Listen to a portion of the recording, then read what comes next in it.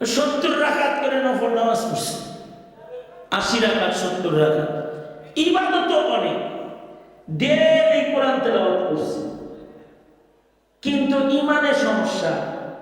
খাঁটির ইমানদারদের সাথে না, খাঁটি হলো মুশরিকের সাথে। যাদের দাবি করে বাপ ধরে ইমানদারের, কিন্তু খাঁটির রাখে ইহুদি নাসারার সাথে, তাদেরকেই বলা হয় মুনাফিক। তাদেরকে কি বলা হয়? মুনাফিক। ইমানদারের খাঁটির তো ইমানদারের লগে না হইব।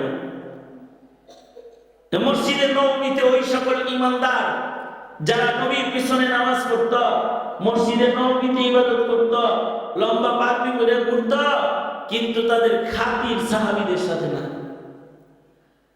তাদের খাতির ছিল মদিনার ইহুদিদের সাথে, নাসারাদের সাথে, বেঈমানদের সাথে তাদের উঠা বসা, তাদের সম্পর্ক। নেক আমল অনেকের অনেক আছে, কিন্তু উঠা বসা হয়ে গেছে কাফেরের সাথে, উঠা বসা হয়ে গেছে নাস্তিক মুরতাদ বেঈমানের সাথে। ইমানদারের সাথে হলো দুঃসম্পর্ক। তার কর্মকাণ্ড এটা প্রমাণ করে তার ভিতরে ঈমান নষ্ট হয়ে গেছে।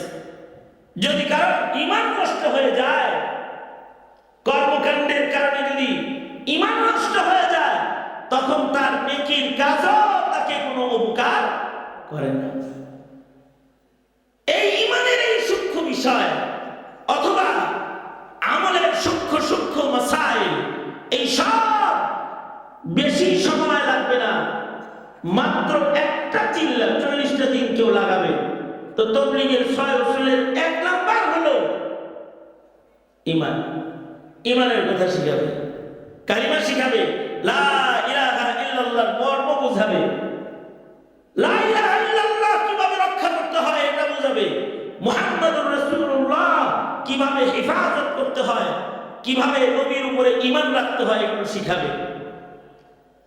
তাকে নিয়ত শিখাবে, তাকে ইলম শিখাবে, তাকে জিকির শিখাবে, তাকে নামাজ শিখাবে, তাকে কোরআনে কারীমের তিলাওয়াত শিখাবে, বিশুদ্ধ করে কিছু সূরা মাত্র 40 দিনে তাকে ঠিক করে দেবে।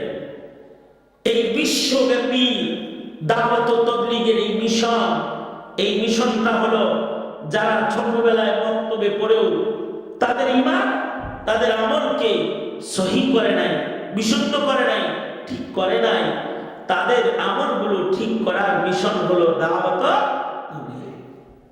সুতরাং দাওয়াত ও তাবলীগের মেহনতের সাথে আমাদের সকলের সম্পর্ক রাখতে হবে, ঠিক কিনা? কারা কারা চিল্লা লাগাইবা? নিয়ত করো, নিয়ত করো, ইনশাআল্লাহ চিল্লা হবে তো, ইনশাআল্লাহ সাপ্তাহিক আমল হবে। কাদের সাথে? উলামাদের সাথে। কাদের সাথে? জোরে বলো। কারণ উলামাদের সাথে যদি না করো তাহলে মাসালা চিন্তা না, বেজার লাগাই দিবা। কারণ ইলম ছাড়া মাসাইল বিশুদ্ধ করা সম্ভব না। সুতরাং আলেম ওলামা যেখানে, আলেম ওলামা নাই যেখানে, মনে থাকবে তো? আলেম ওলামা যেখানে আমরা আছি সেখানে, আলেম নাই যেখানে। যেই তাবলীগে আলেম ওলামা নাই, ওই তাবলীগে আমরা নাই।